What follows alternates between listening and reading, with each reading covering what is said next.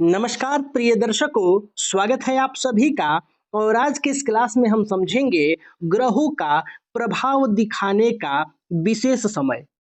यानी प्रत्येक ग्रह अपना प्रभाव कब दिखाते हैं, उनका प्रभाव हमारे जीवन पर कब मिलता है। आज के इस क्लास में हम विस्तार से समझेंगे। प्रिय दर्शकों, यह बहुत ही महत्वपूर्ण विषय है, खासकर फलादेश के दृष्टिकोण से, क्योंकि ग्रहों का जब हमें फल प्राप्त होता है तभी हमारे जीवन में बदलाव होता है। तो ग्रहों का प्रभाव दिखाने का समय क्या होगा, वह कब अपना प्रभाव देते हैं, कब अपना प्रभाव दिखाते हैं, आज के इस क्लास में हम समझेंगे। सबसे पहले आप नोट करिए 3 तरह से विधि, जिसमें आज खास कर मैं आपको कुछ विशेष वर्ष लिखवाऊंगा, विशेष उम्र लिखवाऊंगा, जिस उम्र में ग्रहों का प्रभाव विशेष रूप से हमारे जीवन को मिलता है।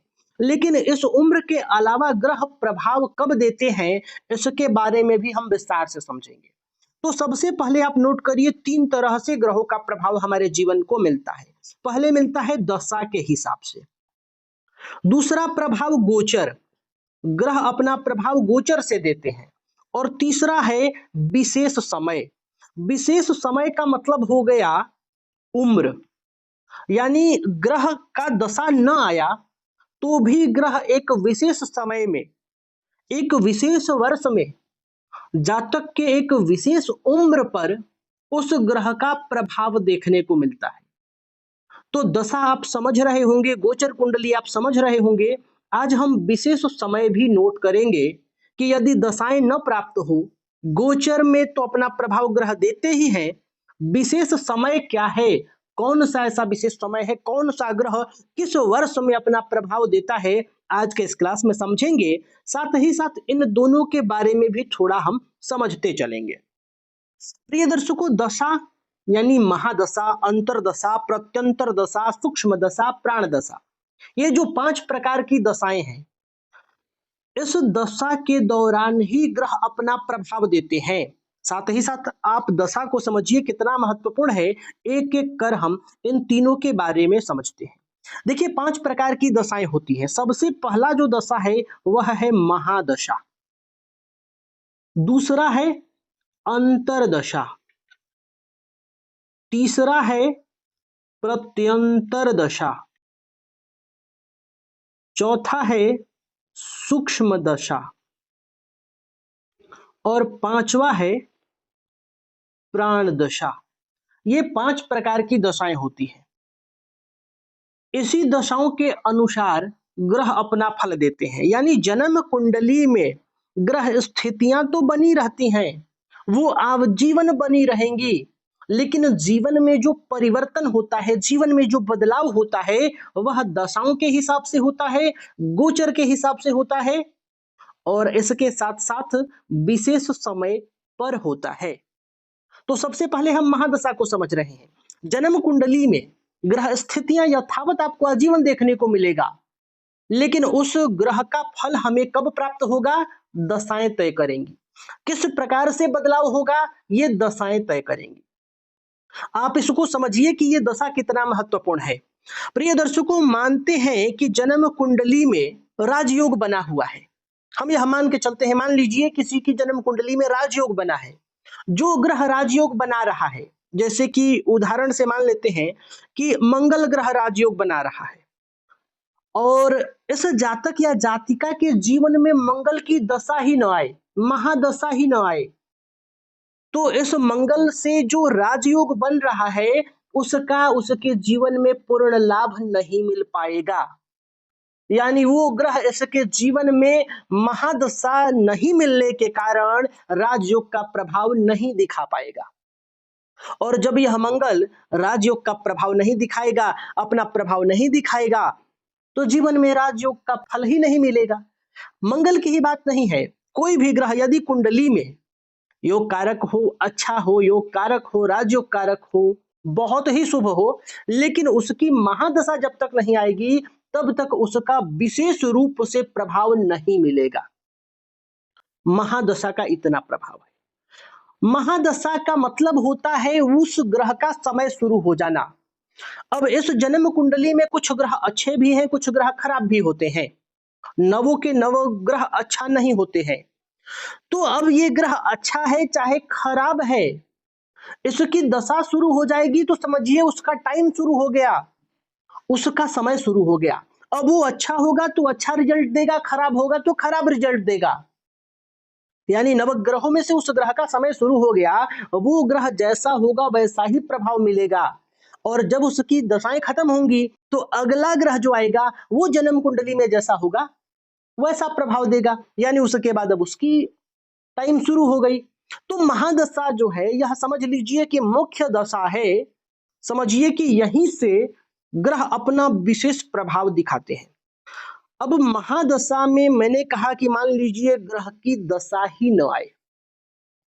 उदाहरण के लिए 120 वर्ष की महादशा में प्रत्येक ग्रहों का अलग अलग दशा है। विंशोत्तरी महादशा 120 वर्ष की दशा है। मान लीजिए किसी का जन्म सूर्य की महादशा में शुरू होता है तो शुक्र की महादशा नहीं आएगी। अगर वह जातक 100 वर्ष से ऊपर जीवित रहता है तो ही शुक्र की महादशा प्राप्त कर पाएगा। और मान लीजिए कुंडली में शुक्र राजयोग बना रहे हो और सूर्य की महादशा में जन्म हो गया, तो वो जातक 100 वर्ष से अधिक जीवित रहेगा तो ही शुक्र की महादशा प्राप्त करेगा। और शुक्र की महादशा जब तक न आए, शुक्र का पूर्ण लाभ पूर्ण फल राजयोग बना रहे हैं तो राजयोग का फल जातक को विशेष रूप से नहीं मिलेगा। अब सवाल आता है कि क्या पूर्ण रूप से नहीं मिलेगा, तो थोड़ी बहुत भी नहीं मिलेगा। तो इस महादशा के अंतर्गत अंतरदशा आता है। इस महादशा चाहे किसी भी ग्रह का हो, इसके अंतर्गत अंतरदशा सभी ग्रहों का आता है। जैसे सूर्य की महादशा हो गई तो सूर्य के अंदर चंद्र का भी अंतरदशा आएगा, सूर्य में सूर्य का ही अंतरदशा आ जाएगा। फिर चंद्र मंगल बुध गुरु शुक्र शनि राहु केतु सभी ग्रहों की अंतरदशा आएगा। लेकिन ये जो अंतरदशा में वो ग्रह आएगा जो राजयोग बना रहा हो, तो ये समझिए कि अंतरदशा का ग्रह महादशेश से तारतम्य मिलाकर ही फल देता है। यानी महादशा का मित्र ग्रह ही अंतरदशा में बेस्ट रिजल्ट दे पाता है। यदि इसके विपरीत हो तो विशेष रूप से फल प्राप्त नहीं होते हैं। इसी प्रकार प्रत्यंतर दशा में भी सारे ग्रह आते हैं, सूक्ष्म दशा में भी सारे ग्रह आते हैं, प्राण दशा में भी सारे ग्रह आते हैं। लेकिन यह है कि अब प्रत्यंतर दशा, सूक्ष्म दशा, प्राण दशा ये डीप होता चला गया। महादशा, फिर इससे कम समय के लिए अंतरदशा, फिर इससे कम समय के लिए प्रत्यंतर दशा, फिर इससे कम समय के लिए सूक्ष्म दशा, इससे कम समय के लिए प्राण दशा आता है। तो जीवन में मुख्य रूप से प्रभाव महादशा अंतरदशा का मिलता है। इसके बाद प्रत्यंतर दशा का है। प्रभाव भी कम करते चले जाइए, क्योंकि ये जो नीचे की दशाएं हैं, ये प्राण दशा, सूक्ष्म दशा, ये थोड़े समय के लिए होता है। तो महादशा सबसे महत्वपूर्ण, उसके बाद अंतरदशा। लेकिन अंतरदशा के ग्रह का फल महादशा के ग्रह पर भी निर्भर करता है कि महादशा वाले ग्रह से इसका कैसा संबंध है। तो महादशा का इतना प्रभाव है। ग्रह अपना प्रभाव उसी समय देते हैं जब उनकी दशा शुरू हो जाए, जब उनका समय आ जाए। महादशा का मतलब समझिए कि वो सत्ता में आ गए, शासन में आ गए, अब उनका टाइम शुरू हो गया। अब चाहे वो अच्छा है तो अच्छा करेगा, खराब है तो खराब करेगा। इसके बाद गोचर है। गोचर का मतलब हो गया वर्तमान कुंडली।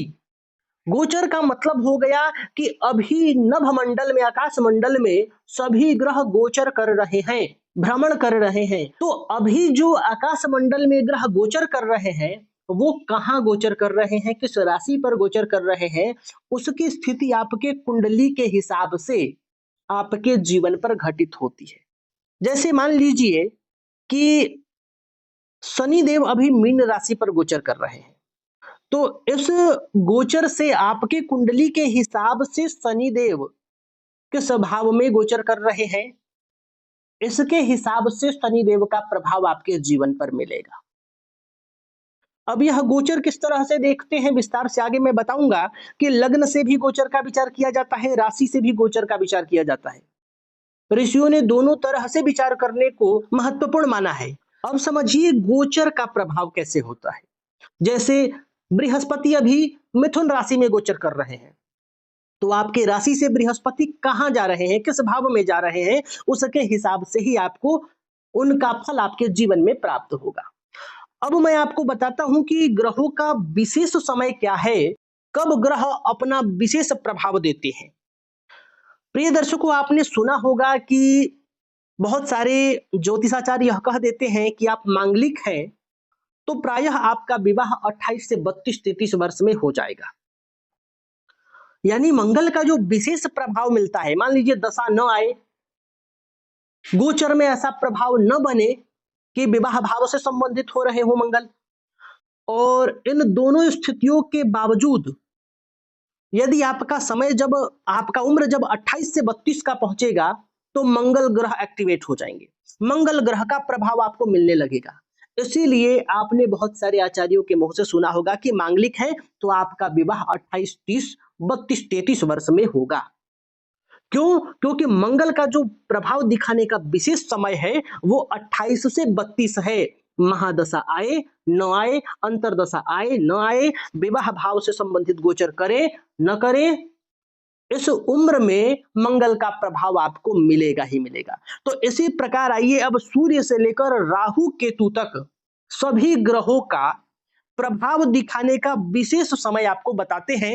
आप इसको नोट कर लीजिए, इसको मिटा देता हूं और यहां वर्ष लिखता हूं कि कौन सा ग्रह किस वर्ष में अपना विशेष प्रभाव दिखाता है।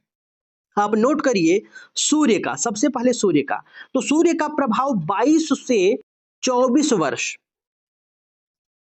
अब ये 22 से 24 वर्ष क्या है? 2022 से 2024 नहीं है, आपका उम्र है। जब आपका 22 वर्ष का उम्र होगा, 22 वर्ष से 24 वर्ष तक सूर्य का प्रभाव आपको अपने जीवन पर विशेष रूप से देखने को मिलेगा। चंद्र का 24 से 25, नोट करिए यहां, चंद्र का 24 से 25 वर्ष ये आपका उम्र होगा। मंगल का 28 से 32 वर्ष, मंगल ग्रह 28 से 32 वर्ष। अब यहां आप थोड़ा सा आगे पीछे भी जोड़ लीजिएगा, जैसे मान लीजिए 28 है तो 27 वर्ष, 32 है तो 33 वर्ष, इतना ही हो सकता है, इससे ज्यादा नहीं चलेगा। मुख्य रूप से 28 से 32 है। सूर्य का 22 से 24 है, 24 से 25 तक हो सकता है, 24.5 हो सकता है, 22 से 21 हो सकता है, लेकिन 18-20 नहीं होगा। तो ये जो वर्ष है आपके उम्र है 28 से 32 वर्ष तक का उम्र मंगल के लिए, यानी मंगल ग्रह को एक्टिवेट कर देता है यह वर्ष। इस वर्ष में मंगल एक्टिवेट हो जाते हैं, यानी मंगल का प्रभाव, मंगल सक्रिय हो जाते हैं। बुध ग्रह का लिखिए 32वां वर्ष, बुध ग्रह जीवन के 32वें वर्ष में प्रभाव दिखाते हैं। इसके बाद गुरु का लिखिए, इसको मिटा देता हूं, गुरु लिखता हूं, गुरु के लिए 3 वर्ष है, 16वां वर्ष, 22वां वर्ष और 40वां वर्ष। ये तीनों अलग अलग है। 16 से 40 तक आप न समझिएगा, यानी उम्र का 16वां साल, 22वां वर्ष और जीवन का 40वां वर्ष, इन तीनों ही वर्षों में देवगुरु बृहस्पति का प्रभाव हमारे जीवन पर विशेष रूप से मिलता है। शुक्र का आप लिखिए 25 से 28 वर्ष, शुक्र ग्रह 25 से 28 वर्ष। अब यहां से का मतलब हो गया 25 से इनका प्रभाव शुरू हो जाता है और 28 वर्ष तक चलता है, लेकिन देवगुरु बृहस्पति में केवल 16वां वर्ष, केवल 22वां वर्ष और केवल 40वां वर्ष होता है।